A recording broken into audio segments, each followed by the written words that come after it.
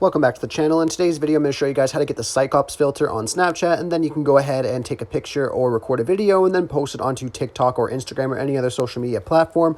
Now, it's really easy to do and set up. All you have to do is go over to the link in the description or in the comment section down below, and I'll have a link over to this filter right here. All you got to do is click open in Snapchat and then open, and then it'll say new lens found. You just want to click on unlock, and then we'll switch over to a camera. And then you just got to put it on your face, and then you will see you have that filter on there just like this. So you can go ahead and take a picture or record a video. Once that's done, you just want to save it. So just save it to your camera roll. Exit out of here.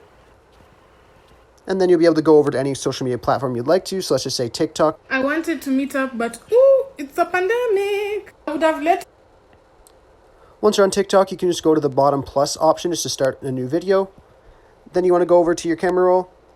Click on the video. Next, and then you can go ahead and go through the normal posting process, and it's that easy. I really hope I was able to help you guys out with showing you guys how to get this filter. If this helped you out, be sure to leave a like on the video and subscribe for more. Thanks for watching.